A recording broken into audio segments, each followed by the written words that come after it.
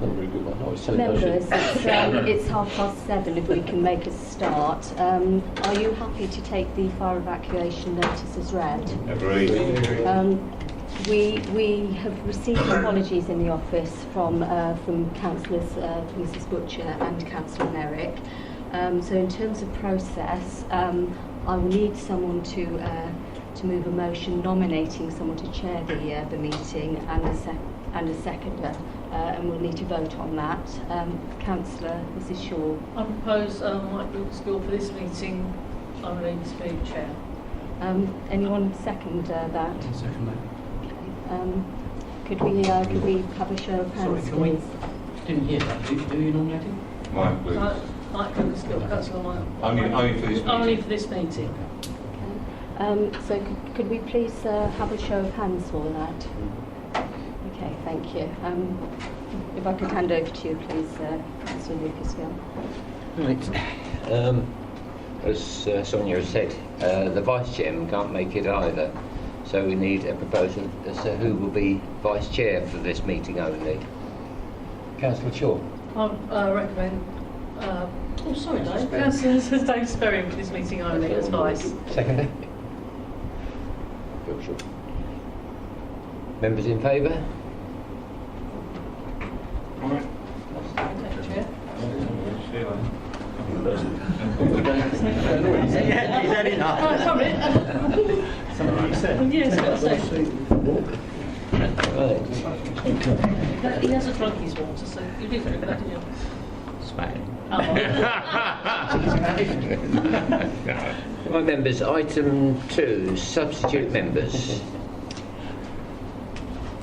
I'm substituting. I guess for Leslie Butcher, I think. I've got no idea. I'm substituting. You're doing Councillor Merrick. Councillor Merrick. A bit confused, weren't you? Yes, a little bit. Non-members attending? There are none. None? Right. Minutes of the meeting held on 26th of February 2019. Everybody in agreement? Agreed. Agreed. To receive declarations of interest? None? Right, a slight change to the agenda. The next item is in fact item 11 on the agenda, the annual governance statement for 2018-19. This is the main report, and Naomi, I think, will be taking that. Yes, thank you. So, point of Chair, can I ask why the change has been made to the agenda? Do you want me to? It's recommended because that is the main report that we've got to look at. Yeah, so we recognise that the agenda is quite heavy tonight. There's a number of reports to get through, so we just suggested slightly prioritising them. There's a few reports that we absolutely need to sort of discuss and agree tonight. Obviously, we'll aim to get through them and discuss them all, but we just wanted to have the sort of the key ones coming first, unless anyone's got any objections. Also, I think we have to agree as a committee to do that. Okay. With the Constitution. I'm happy to do so, but I don't. Agreed. So I'm supposed to do it. I agree. But I don't think. Okay. I'm a bit of a nerd when it comes to constitutions, as you probably all know. Okay, again, it's all agreed. Agreed. Right, Naomi, would you like to speak on the report, please? Thank you. Yeah, so the purpose of this report is to present to members the draft annual governance statement for the financial year 2018-19. Members will be aware that we are required by the Accounts and Audit Regulations to present an AGS to members each year. The format of the statement has been prepared in accordance with the local government framework produced by SIPFA. We have changed the format of the annual government statement slightly this year so that it more directly correlates to the principles set out in that Code of Good Practice. So the 7 principles that we have to adhere to as a council to show that we're demonstrating good governance, and we've set out in the annual governance statement how the council adheres to each of those principles in turn. So, yeah, members are basically asked to approve that the annual government statement is endorsed, but also that if there's any slight changes that need to be made between now and the final accounts being published, because this forms part of the final accounts that are brought to the next Audit Committee in July, that any slight changes can be delegated to the Chairman of the Audit Committee to approve before that next Audit Committee meeting in July. So I wasn't planning to go through in great detail the actual annual governance statement itself, but I'm happy to take any questions that members may have. Can I ask members, before anybody asks any questions, that they, because we've got so much to get through, that they keep their questions brief and concise, please? Catherine. Thank you, Chair. You won't be surprised that one of the things I want to question about is the ICT. If we turn to page 11.8, the bottom, going over to 11.9, there is a specific line in the first paragraph in 11.9. It says there were no significant issues identified, although resilience in respect to the health system requires addressing. There was a huge interest issue at the beginning of this year when we did not have emails for a week. How is that not detailed in the report? Do you want to take it? Yeah, do you want to take that bit? Yeah, there are some resilience issues with the fundamental ICT infrastructure, but the key controls around access rights and other things are adequate. So there are business resilience in things in terms of the network falls over, but they're known problems and we are seeking to resolve that. We've actually had another authority come in and do a piece of work to identify where the real problems exist. And it's been previously reported to this committee that we're well aware of ICT problems. Yeah, but if you're not documenting it in the annual statement, you're actually giving a false statement. There is some provision within here. Yeah, but I mean, when you're talking about things like, say, for instance, the other authority you brought in, I can't put my finger on it straight away, but it does actually say that isn't complete yet. I can confirm it is now complete. We've had that report back. So why haven't we got that here? Because it is these committee papers were put together before we had that report. So that essentially, this is done in a few weeks in the past. So we just recently received that report. So I can now confirm we have had that report and we will be addressing the Should we recommendation. not have had that as an addendum then? Because obviously we are asking, we're being asked to report this or agree this on today's date. And you're saying that by today's date we have got stuff in which is not in our report. We haven't had a detailed sight of the report at this stage, so as we said, this is a draft statement at this stage, and we could potentially we can make a change to it if there's a significant issues that is identified through that report. But as you say, at the point the report was written, we hadn't received it, so this was presented in good faith, acting on the information we had available to us at that time. Can I ask just a couple of supplementary questions? I will make them quick. Okay. 11.15 bottom, business resilience needs more work. What areas are we talking about? It's very vague. So, sorry, which page are you referring? 11.15.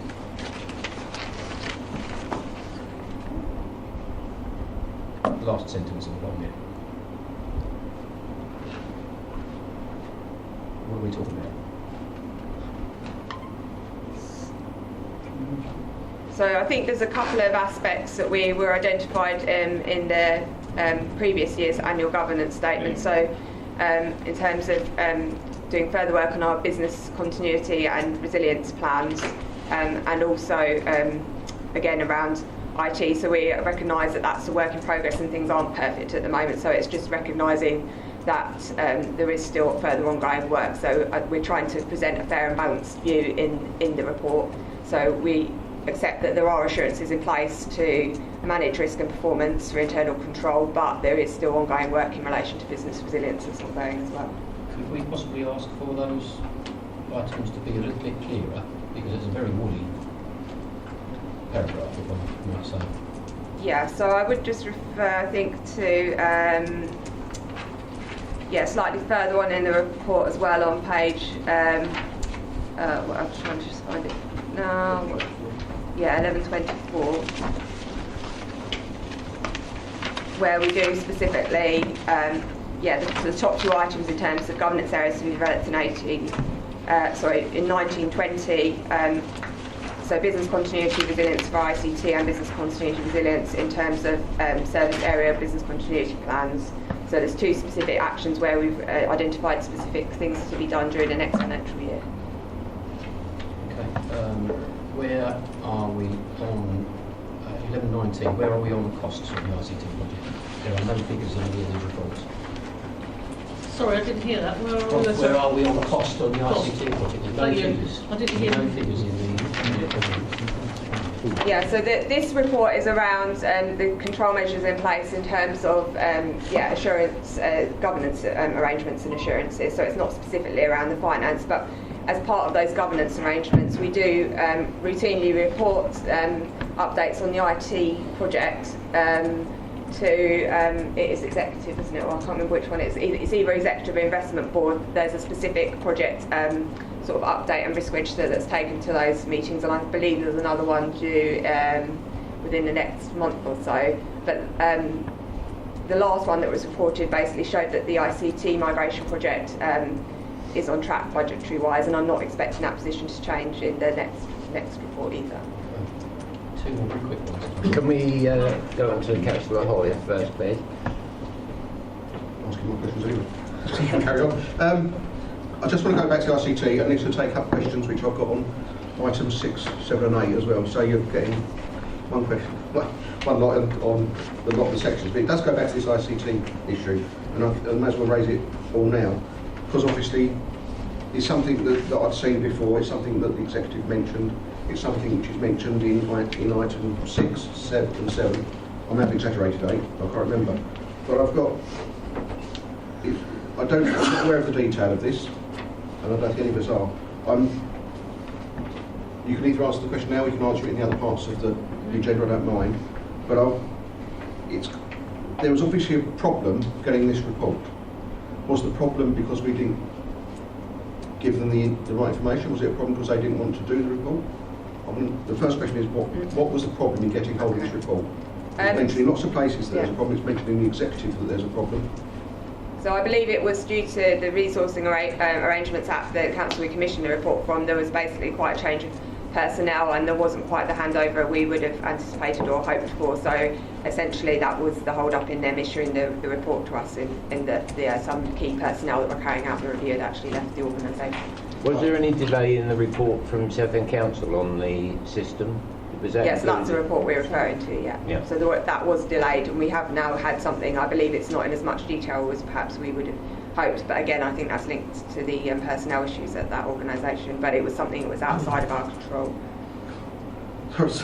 Sorry, I don't think something like that is outside of our control. We should have got someone else to do the report. I don't understand why we're accepting. Okay. So I think we're slightly straying outside the that's what I said, comes under but 6 or 7, I'll discuss it under those, that's or fine. discuss it now, I don't mind.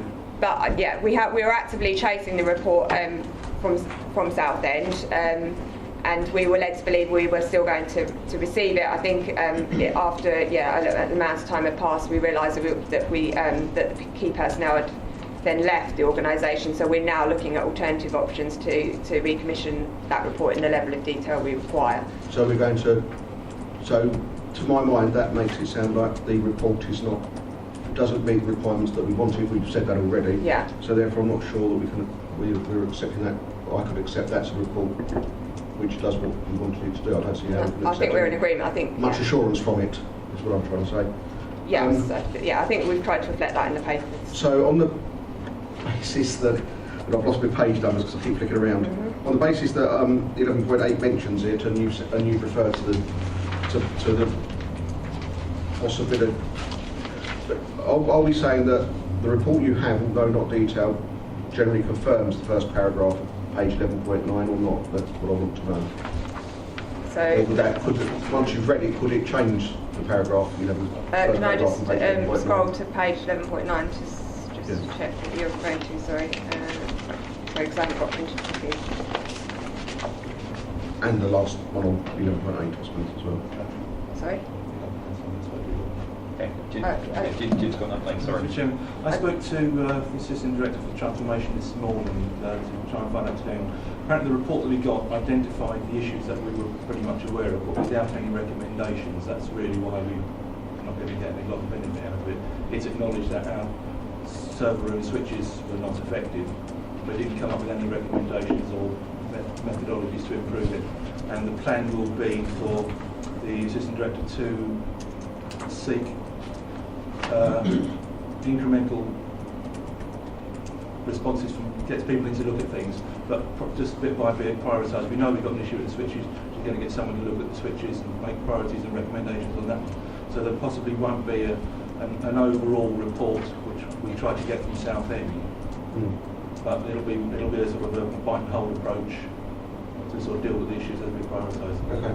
And the next and last question in this area, just so you're aware, it might be someone more technical than anyone here, or maybe the person to my right might be able to answer. It says there are no significant issues identified, although the respect of council's in-house infrastructure requires addressing. You just mentioned switches. I think from talking to other people, I seem to think switches would be quite critical. Is that the case? Are they not significant issues? Well, they're significant, but they're part of the in-house infrastructure. Yes. It says there were no...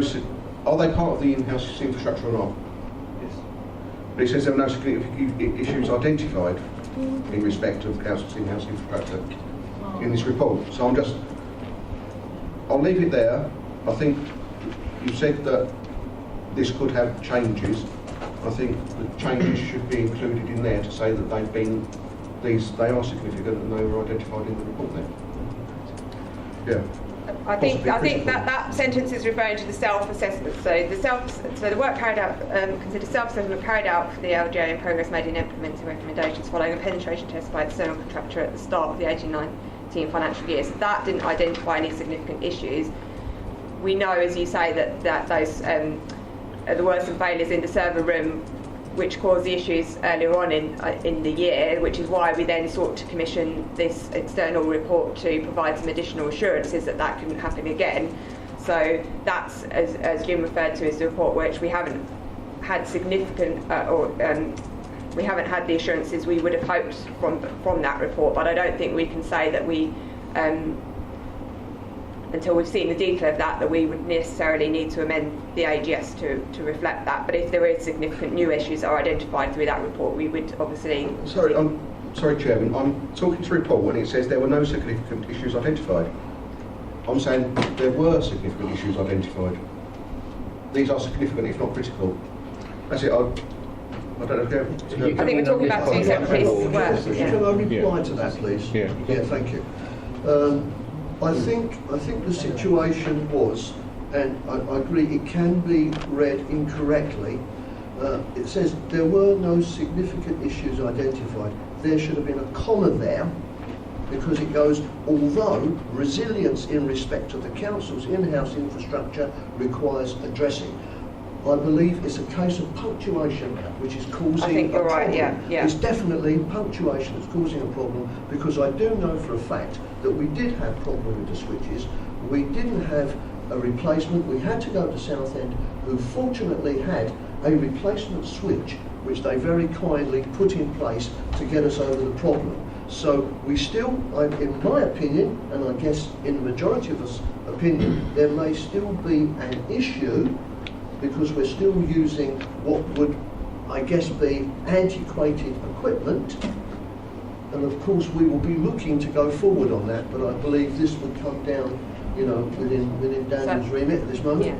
I think significant issues relate to the two previous items in terms of the LGA, which was a cyber security self-assessment, and then we had a penetration test undertaken by an external contractor. So there's no significant issues arising from those two things. That's where the significant issue arose. It is very poorly written, because you're immediately going on to the report about the switches. Yeah. We can redraft that section and It needs to be drafted. It wasn't stated that way. The intention of misleading it. I think it just could read better, as you say. Yeah. And if I could just come in on that as well. I think when the term "this is a draft," I think that's quite important, because again, what people are highlighting are maybe issues that concern them. And again, if we don't have that full report from Southend, and if we are looking at, I guess I'm hearing that we are going to be taking advice from another expert agency or source to give us a report. Therefore, the report is not complete because we don't know the answers at this moment. So again, I can see what is being said. So again, as this is a draft, I guess that we need to feed in any new information that comes in. I would guess. Yeah.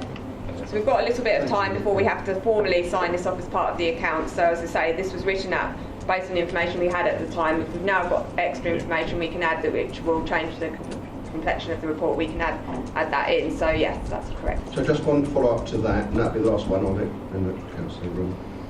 Eames, carry on. Is that within the budget there's £100,000 for a new server room, potentially. Is that dependent upon this report? Is that in relation to the problems here, or is that something elsewhere? Obviously, if you don't know, that's fine as well. Yeah, so there is some budget provision set aside. It's not specifically for the server room, but it was partly with the intention that... Point of order, it does say server room on the budget. Okay, well, I'll stand corrected if it does actually say server room. Okay, so there is an amount of money set aside. We haven't actually spec'd out exactly what that would be spent on, but it was in mind of the fact that potentially there could be some costs associated coming out of this review, which we recognised at the time we set the budget. So that's in relation to that. Thank you. Councillor Reeves, sorry to keep waiting. Thank you. No, thank you, Jim. Just on point of clarification, on the issue that we had beginning of the year, I was led to believe that the situation came over us not having any email for a week. It was not technical, it was contractual.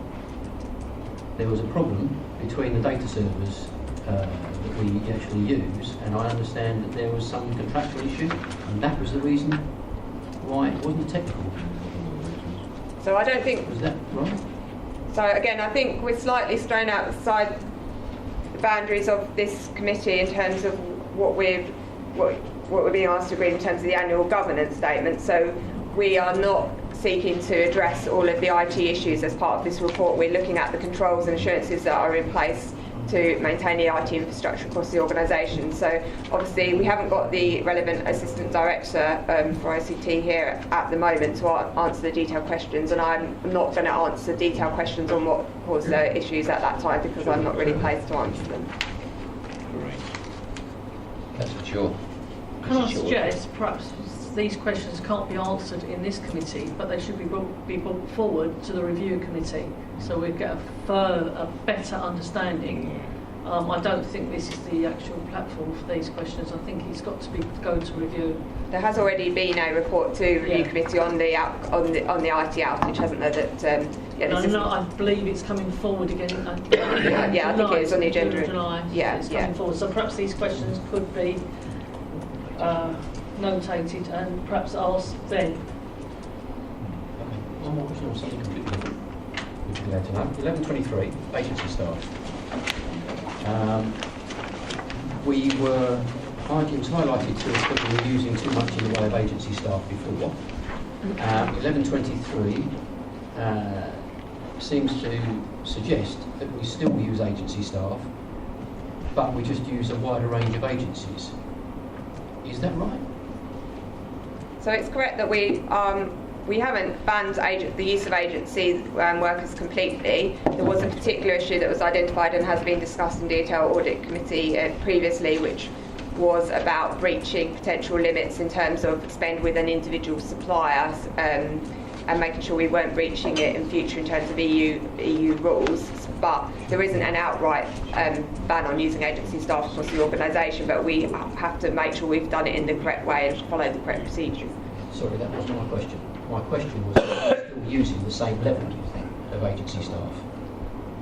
So I can't answer off the top of my head exactly how many agencies. So the issue wasn't at that time exactly how many agency staff we were using. It was the amount of agency staff or the spend we'd had with one particular supplier of agency staff.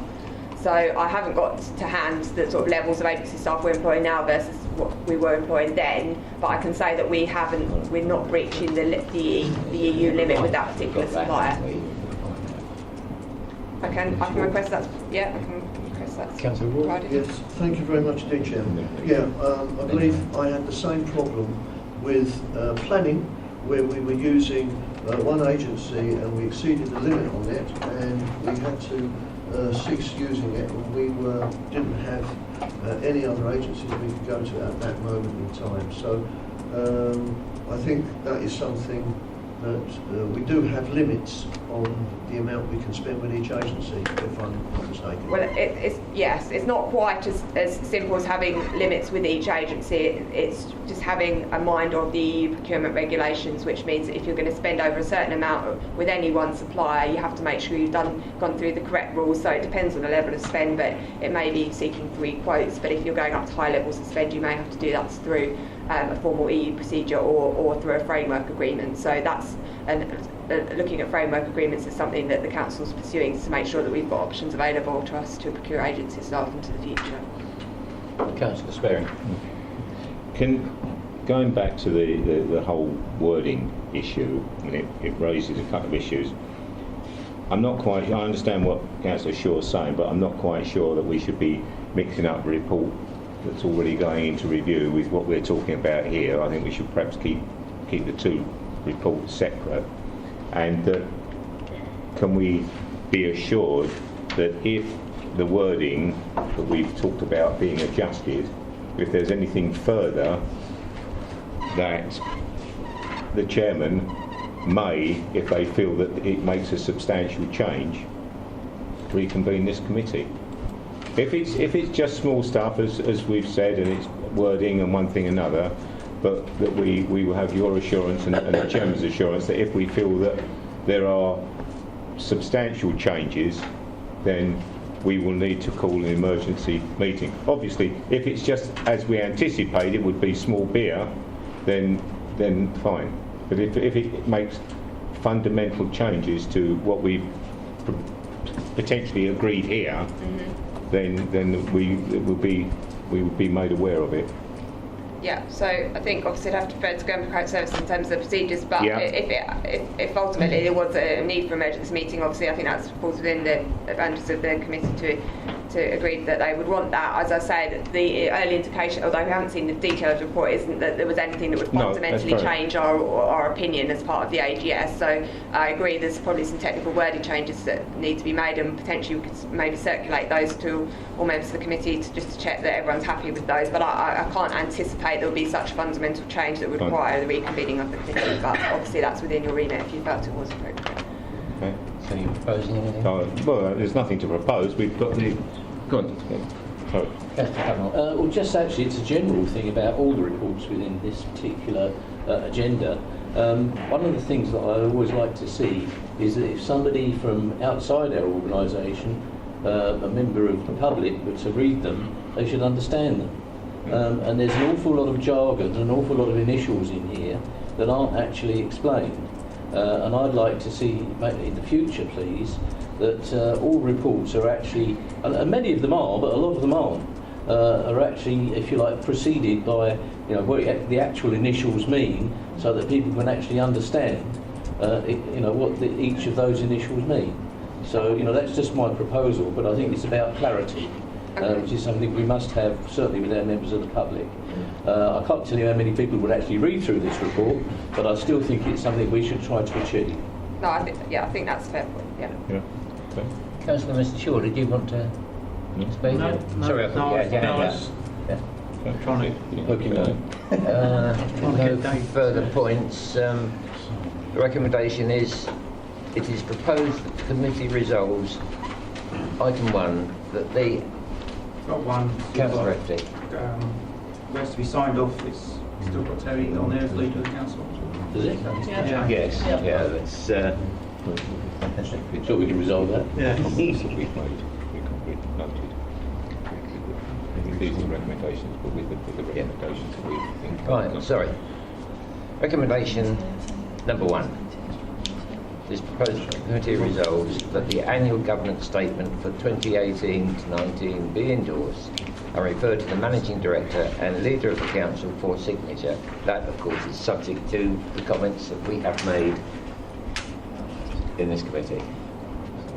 All those agreed? Agreed. I'm voting against. Okay. Because basically I don't get, so I've got enough assurance. Okay. And item 2, that authority be delegated to the chairman of the Audit Committee to endorse any changes to the AGS following review of the council's external auditors. Subject to the same view. Again, subject to the same comments. Look, that's a Agreed. report I'm abstaining. Okay. Okay. All agreed? Agreed. And 1%. Right, here we go. Up to 6 now. No, 6. Now we go to internal. Right.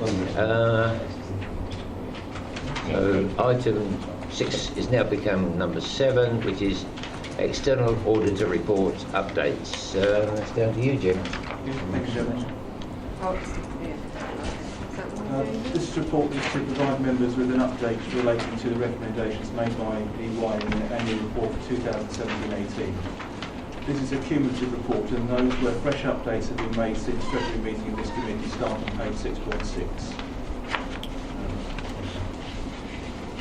Any points people want to raise? You said 6.6. I thought we were on. Oh, sorry, I've got the original number on the Yeah, well, sorry. Yeah, we're on item 7, but it refers to It's still 6. It's still 6. Still 6, Chair. external auditor report. Actually on our... Yeah. Yeah. Yes, please. No, it's Yes. changed at the last minute, so... Yeah, but if you just say So- item 6, then Started it's it Yeah. Thank you. 6. Item 6.1 onwards, Thank you. page 6.1 onwards, beg pardon. Any points anybody wishes to raise? Councillor Cutmore. Councillor Cumberland, sir. Yes, thank you, Chairman. On the point, it refers to a variance, and let me just find it, I marked it up here. On the bottom of 6.6, a variance between the Council's general ledger and the underlying debtors ledger, 54,000. It does say the premises of the debtors ledger will be set to run on the 31st of March, but it does say further work is required to address the historic imbalance. Has that work been done? Just to clarify, please. So that work is still being looked at by our technical accountant. Just to give you a bit of context, we had to employ a new technical accountant a few months ago, following the departure of the technical accountant that prepared last year's accounts. So her priority has been to prepare the 18-19 accounts, and she's had a lot of work to do in order to get up to speed to ensure that we are able to hit our 18-19 accounts deadline. So as part of that, she has been looking at the debtors. We haven't quite resolved all of the historic issue that's referred to in this report, but in terms of materiality, that's not going to materially impact on as it didn't last year. It's not going to have a material impact on the 18-19 accounts. So although it is still an issue that needs to be resolved, we've had to prioritise other areas of preparation for the accounts. But it is something that is on her priority list to pick up once we've actually prepared the 18-19 accounts. So we are still looking to resolve it. We haven't quite been able to unpick the historic issue yet, but we have fixed the issue for this year's accounts for 18-19. So as we say, we've got the correct parameters for this year's, but we haven't quite been able to unpick all the prior years at this point in time. Okay, Chairman, I'll just ask, what is the level of materiality?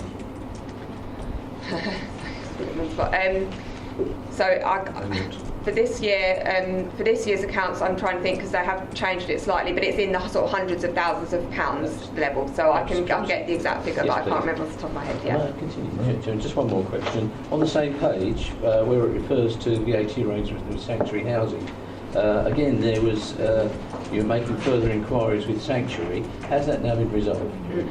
So I have got a slight update to what's written on here, because there has been a bit of progress again since the paper was written. We have now managed to find the original agreement with Sanctuary. So in terms of progress, we have got the original documentation, which was what we were hoping to find for last year's accounts. Again, there is still a little bit more work to be done to unpick actually the transactions that have happened over the period since all the housing stock transferred. But again, there's nothing to indicate that there's any material change from what we reported in last year's accounts, and we have now got a better basis to actually unpick and understand that better. So we are making progress, but again, there's still a little bit more work to do. Yes, so are we going to do any control work on documents that we should be holding? Yeah, so obviously as just a principle of good practice, we should be retaining our records at least in line with our data retention policy, which is generally 7 years, but where we know something's got a longer lifespan than that, for example this, we should be holding on to our key documents. Obviously that massively predates my time and a lot of officers' time, so it's been a bit difficult to maybe locate some of those documents, but in terms of electronic storage, obviously we've got better scope for retaining documents electronically now than perhaps paper copies of things in the past where things may have gone You don't astray. want to go through a microfiche, do you? Yeah. Thank you, Chairman. Councillor Ward? Thank you, Chairman. Oh, sorry, beg your pardon. Councillor Hoyle was I first. don't mind. Well, to be fair, Councillor Cutmore took my favourite question away from me at the meeting. So it was obviously on the VAT issue. So the original agreement with Sanctuary has been found. Does that make a reference to an agreement with HMRC or arrangements with HMRC? Yeah, so I believe it validates the expectation we had that the HMRC arrangements, and that it all looks in line with what we've been saying all along. So it does validate the arrangements, but as I say, in terms of the specifics of financials, we're just working through that. Right. So it confirms that HMRC has agreed the scheme. Yeah, I believe so. I believe so. Can we have confirmation that the next meeting? Yeah, so again, obviously the auditors will be looking at as part of the year-end accounts, so we'd expect them to report back on that as part of the accounts anyway, but we'll bring that forward. Councillor Ward. Thank you very much indeed, Chairman. Yeah, I think this comes back to the situation I spoke to you earlier while we were in the other room with regard to an audit trail on various things that happen.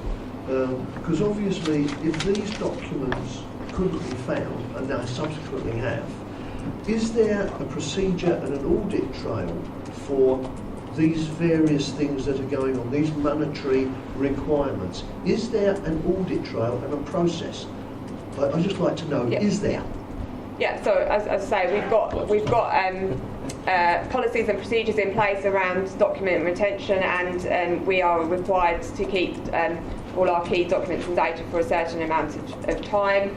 As I say, there's particular things around the VAT is going back over 10 years now, and we obviously struggled to locate that originally. So I'm not saying it's always perfect, but obviously we do have policies and procedures to make sure that we retain in the relevant records. So we should have an audit trail of all our key financial documents. I agree. Yeah.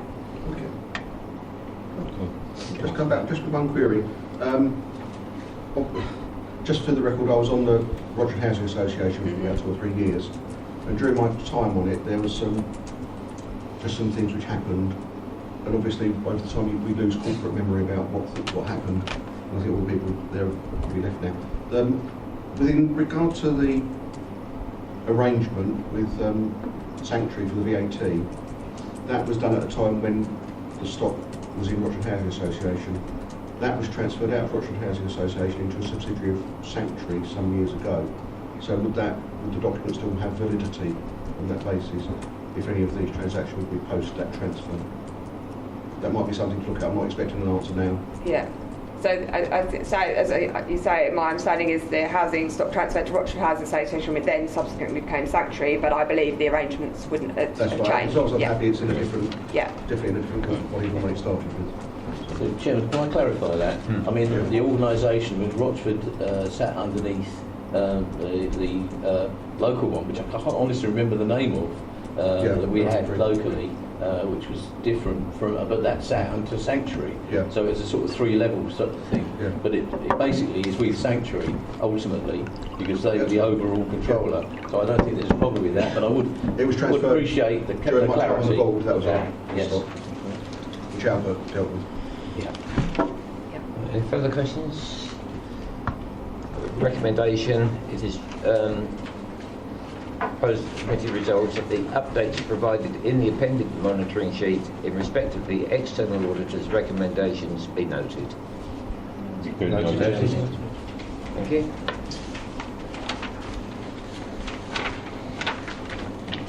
Right. Item 8 is as printed. Seven. No, do it as 7. 7. 7. Don't change the numbers. We've done number 7. We have number 6. I think. Yeah. Sorry. Yes. The internal. That's it. It's the internal audit annual report. That's number 12. Well, do as number 7. It's getting confusing. Right, okay. Original number 7 then. Internal Audit Annual Report 2018-19. It's down with you, Mike. Thank you, Chair. The purpose of my annual report is to communicate to members the results of our work of 2018-19. This, together with other forms of assurance, enable me to provide an opinion on the Council's arrangements with governance, risk management and internal control. Internal audit is fundamentally concerned with evaluating an organisation's management of risks. To evaluate how well these risks are being managed, the internal auditor will assess the quality of risk management processes, systems of internal control and corporate governance processes across all parts of an organisation. If I can now refer members to Appendix 1 on page 7.6.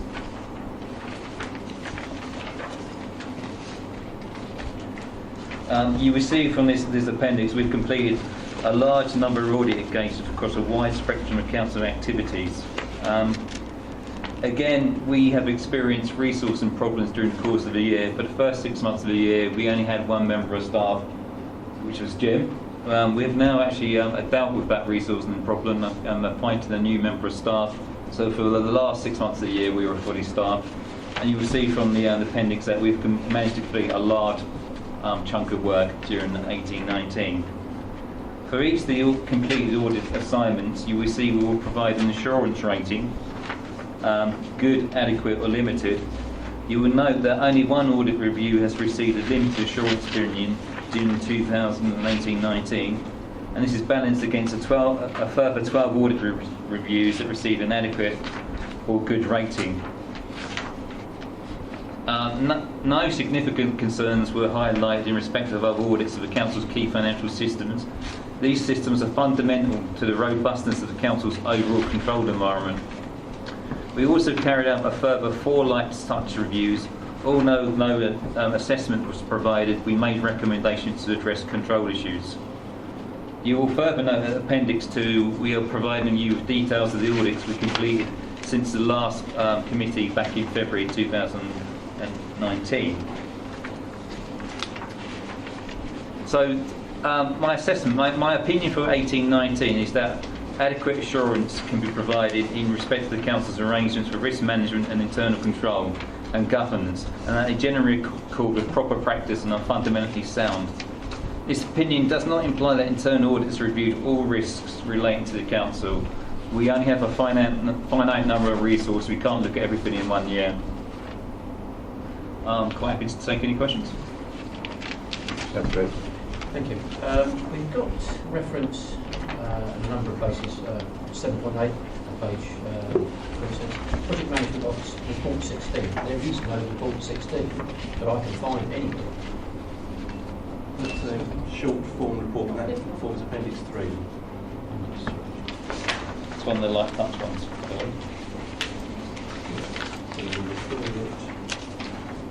Yeah, project management, second one down. Page 7.2. 7.28. 2.3. 2.3.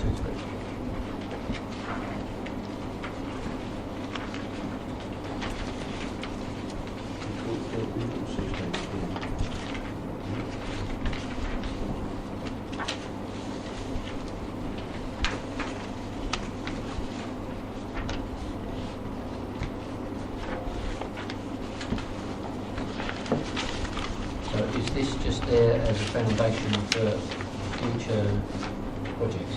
Yes, is that the idea?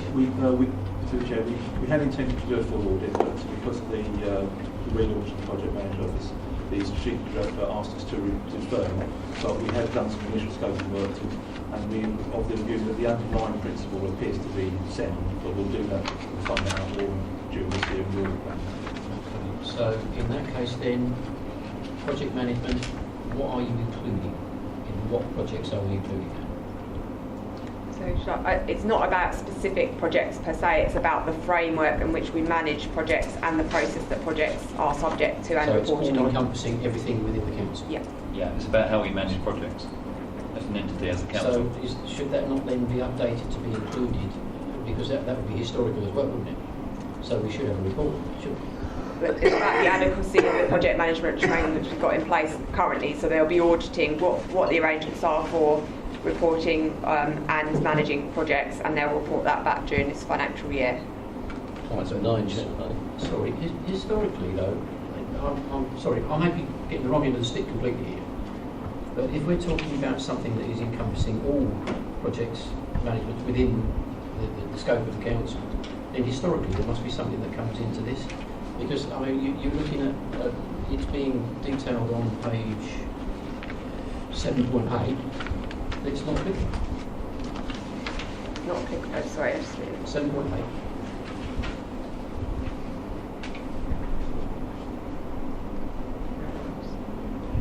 When we do a light assurance rating is sorry, yeah, when we do just a light touch, we just do a summary of what we looked at. We tend not to give an assurance rating unless it's under review for wrong. It would not applicable means we haven't given an assurance rating. Can I ask that you clarify that then, because that looks to me like it's something. When I read that initially, I thought, that must be relative to the Freight House project, because there's nothing been done for you to look well. There's not a lot being done on that at the moment compared to what will be needed doing. But that gives me the impression that is something that is completely fresh and has no bearing on anything historically. By what I see there, where it's not applicable because it's not got any summation or anything in there. So I think what we're trying to say is that we haven't formed an assurance rating at this stage because, as Jim said, we've deferred the audit into this year. So we've done that light touch review that hasn't pinpointed any specific areas of concern to be worried about at the moment. But yeah, that audit is still being completed in the 1920 financial year. Put a note in there to say that somewhere. Yeah, we can. Could have mentioned. Make it clear. Would we clarify the better is not given rather than not applicable? Yeah, that would make it a little bit more. Thank you. Any other points, members? Right, the recommendation is... Sorry, Yeah, Councillor it's just an observation. It's basically on 7.21, which is just the ICT. I see that, I mean, you actually do conclude that you're on the way to Office 365, although it's not complicit at this moment with guidance from the Cabinet Office, but is on the way to being. Hence, I take it that's just the adequate tick you've got on there, which hopefully will be moving to good. One is assured of that. Well, obviously, we're always aiming for, not for adequate, but for good. But as you say, we can't pretend that everything's perfect at the moment. We know there are some issues with IT, but I think we've detailed what the issues that we are aware of in the report. But obviously, we're always striving to do better, so yes. Councillor Hoy? Sorry, thank you. I just wanted to, it's just very quickly, just to make it clear that page 7.22 around the in-house infrastructure, the report has been received. I just want to make it aware and have it minuted that that's been included in other areas. That's it. Anything else, members? Right. The recommendation. It is proposed that the committee resolves that the Chief Audit Executive's opinion on the overall adequacy and effectiveness of the Council's systems of governance, risk management and internal control be noted. Subject to the comments raised. All agreed? Agreed.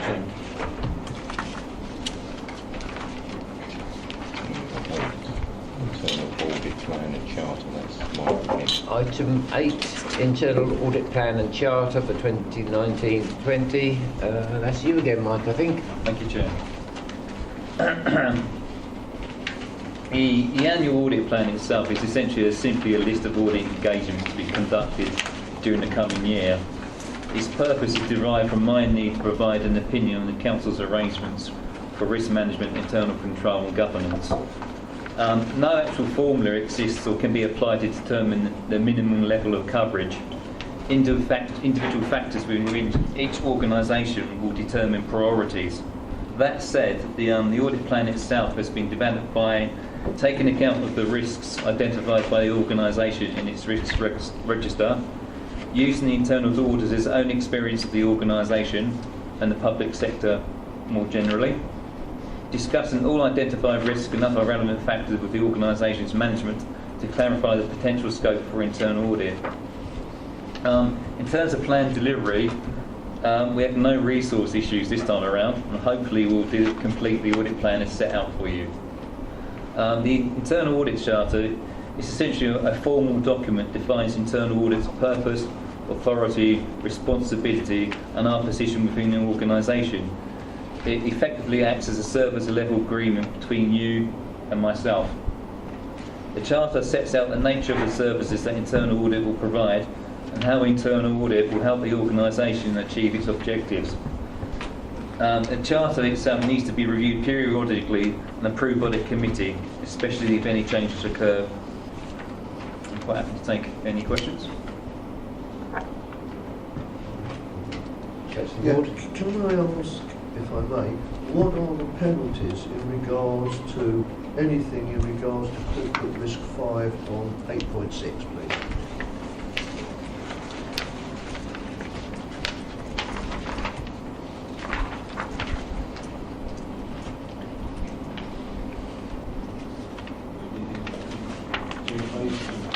Loss of data.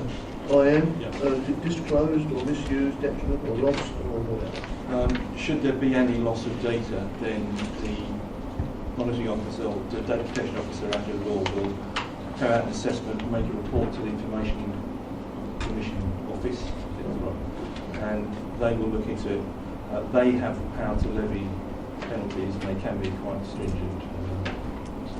Well into six figures. It used to be a maximum of 500,000. I think it's up to 4% of your turnover these days, so it could be millions of pounds for some organisations. Councillor Hoy. Thank you. Just page 8.10, sorry to bring up by CT again. It's a particular one, corporate risk 14. Failure to ensure the ICT estate supports achievement of business gain.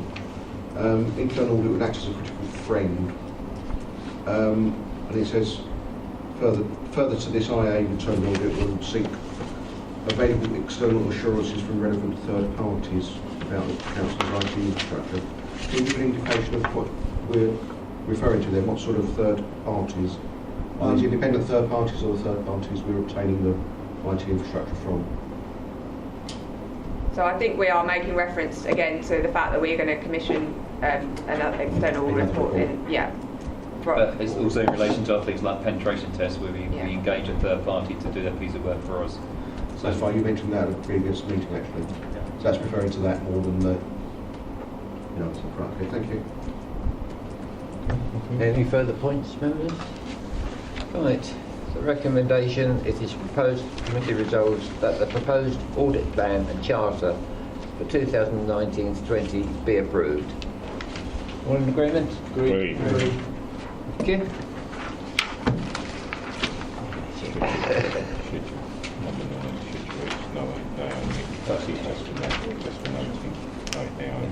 Schedule of business for the Audit Committee 2019-20. This is for noting only, and it's down to Naomi. Yes, this just sets out the planned schedule of work for the Audit Committee over the next financial year. So, unless anyone's got any specific questions or objections to that, we'll just assume that it's for noting. Noted. Thank you. Policies again. Item 10, accounting policies 2018-19. Naomi. Okay, thank you, Chair. So this is just to note a couple of changes to accounting policies that we'll be following in preparing the accounts that will be presented to you at the next Audit Committee. There's a couple of new accounting standards that are being introduced from this financial year, and in addition we have taken some advice from our external valuers in terms of our depreciation policy. So the paper sets out those technical accounting changes. They are technical in nature, but if anyone's got any questions about why we're following those, I'm happy to try and answer them. Yeah. Councillor Rees. Thank you, Chair. 10.3, depreciation. You've got an item there which is 10 to 50 years for buildings, which surely there should be some sort of 20 to 50, years for depreciation. Surely should be some note in there of methodology for how we determine whether it's 20 or 50. That could make a huge difference on our accounts. Yeah, so I mean it depends on the type of building. It's the accounting policy is meant to reflect the useful life of the asset. So we take external advice from our valuers in terms of what the useful economic life of the asset is. So that's why there's a bit of scope for. And I suggest you just put that sentence in there. Yeah, so it does mention that further up in the report, but we could maybe try and make that slightly clearer in the actual policy change. Yeah. Thank you. Councillor Holly. Thank you, Chairman. I'm not sure if it's relevant for this part or not, but I don't know where else to bring it in unless I bring it in when we have the accounts presented to us at the next meeting. But I've always felt that the council allowances are buried in the financial statements normally. They're about page 66 of the financial statements. I've always felt that's buried. Obviously, it doesn't. Legally, it's appropriate. It says they need to be presented, but I think we should have a think about maybe presenting them more openly, less further down the report. So I mean, in terms of ordering, I'm not sure buried is the right word. It's just a huge amount of information we have to prepare in accounts. Yes. There's a huge number of different notes, and the ordering of them. Obviously, there's some ordering that we have to follow in terms of obviously having the primary statements first, and then the notes traditionally sort of follow in numerical order to refer to the specific bits in the primary statement. So. Yeah, I mean, it's something we could potentially look at in terms of how we present the accounts, and I accept the principle that we want to be as clear and transparent, and actually something that EY are recommending generally across all authorities is sort of revisiting the formatting of the accounts and actually trying to take out notes where they're not material and actually reduce the volume of the accounts themselves to make them easier to read. So I accept the principle and point. I don't think there's any specific sort of waiting place to where the individual notes are in the accounts, and they are transparent and available on the face of the accounts. So we're not trying to bury them. It's just that there's a huge amount of information to be included within those. Councillor Ward. Thank you, Chairman. I'd just like to know where was the source of the new policy that is in here? Where did that new policy come from? Who devised it? So the accounting policies is something we review every year just to make sure they're up to date in line with best practice and new accounting standards. So the two specific areas that we refer to in the report. So IFRS 9 is a new requirement on local authorities for this financial year in terms of how we classify financial instruments. It doesn't have a huge bearing on us as a council because we haven't actually got a huge amount of complexity in terms of the money that we invest. The depreciation, as I say, has been driven from the conversations with our external valuers to ensure that we are actually valuing our assets in line with their useful economic life, which is again accounting best practice. So it's in line with the SIPFA code, which is basically our Bible of how we should prepare the accounts. May I just come back then, please, on that one, Chairman? It would be useful, possibly, if there was an asterisk against these, just to say where the source was. Okay, I think, well, yeah. It's just, where's the source? So I think it does try to make that clear in the report, but yeah, if there's specific things we can try and make clearer again, we can try and make reference to. Chairman, I think that might be quite challenging if you have to do that on most reports. You're referring back to, you could be referring back to. It's basically if it's a policy changes. Yeah. Policy change you could do, but if you yeah, but sorry, I'm purely, if I may, it seemed to me that if there's a new policy change, where did that policy originate from? Sorry, and what was the driving force behind it? Yeah. You know, just for through the chair, for changes you're referring to. Yes, yeah, exactly. That's fine. That's it. Okay. Well, yeah. I suppose. We've brought this back to you to be as open and transparent about that as possible. Perhaps in the past we haven't necessarily been as upfront and transparent to say where there have been accounting policies because they are quite technical in nature. But our external auditors, again, do have to approve where we've made changes to accounting policies to make sure that they're happy that they are in line with best practice. So I accept the principle, we'll do everything we can. Where's the originator? yeah, I accept there's a bit of a balance, isn't there, between what the point we just made about the complexity and the length of the accounts and the relevance of what we include in them. So the more information we include, the longer they get. So I think that's the balance that has to be struck. Councillor Neal did just say that it would be probably less onerous on yourself, but it would be information for us. It was just a footnote. Yeah, okay. I think that would achieve the aim of the exercise without having a huge... Yeah, we can add a footnote into the accounts just to say, yeah. Any further points? Recommendation, it is proposed that the committee resolves that the accounting policies be approved for inclusion in the annual financial report, subject to the points made and recommended. Agreed. Thank you. We've done 11. It's We've done 12 now. item 11. Yeah. Item 12, review of the council's risk management framework and the corporate risk register. Yeah, you know me, I think. Yeah, thank you, Chair.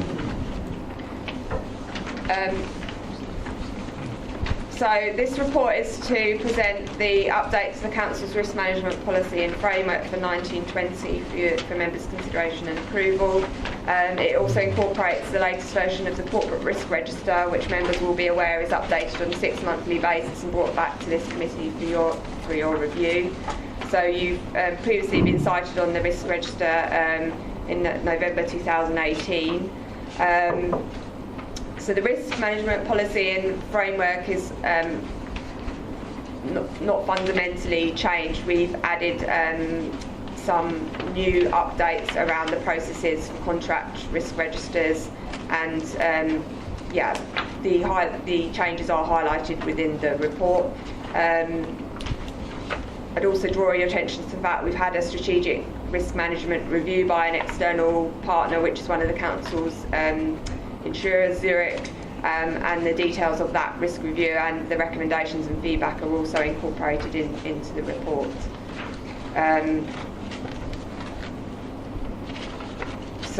Members are asked to approve the updated policy and framework for 1920 and to approve the content of the corporate risk register. So if anyone's got any questions, I'm happy to answer them. No questions? Right. It is recommended. Proposed committee resolves to approve the updated, number 1, to approve the updated risk management policy and framework. Agreed? Agreed. And number 2, to approve the content of the corporate risk register for 2019 to 20. Agreed? Agreed. Thank you. Now, number 13. Right. Local Government Audit Committee briefing. Yes, no. Is that you, Naomi? Okay, yeah. Yes. So again, we were proposing that this was just to note, unless anyone's got any specific questions, it's something that Ernst & Young asked us to circulate to members. It's for your information and just to give you some background in terms of the issues that audit committees might want to be aware of. That again, wasn't planning to go through it in great detail unless anyone's got any specific questions. I recognise the staff from County Chair. It's the same layout. So it's obviously a template here. Yeah. Recommendation on that. Any questions? Anything? Just go for the recommendation. I don't think there's a recommendation. Just a note. Just a note. Just noted then. Agreed? Agreed. Right, thank you. Right, well done. Right, the meeting, I declare the meeting closed at 8:33. Thank you. Chairman, well done.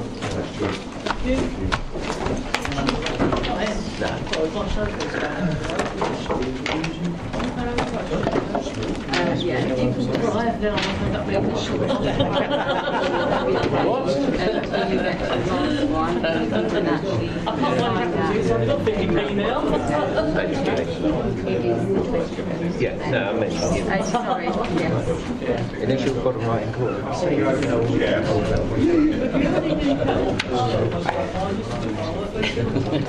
Oh, I did it in my 20s. I'm not sure I can do it anymore. I just note that. came under you. Sorry. Should have done it. It was under... Oh, Julie, sorry.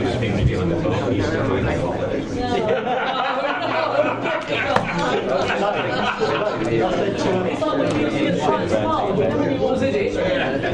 I said to her, I ain't paying myself, so then we never got on the raffle. I said, get the trip back, you've got any money into the raffle.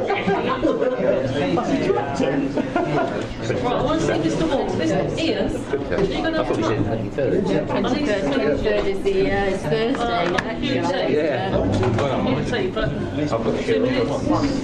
Okay, thank you. How do you want that?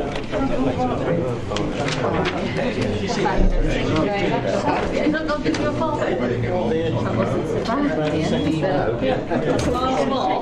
but I've sent Come back. I think he's... Still taking the picture of him off the ceiling. Yeah, I said to him, as soon as I heard it, I went, Yes. any comments to Teresa's main statement? Right. That was at 17:22. Nothing. When Sue actually picked it up first, and I said to her, I'll see you over there. I was aware I was going to respond to that. Yeah. There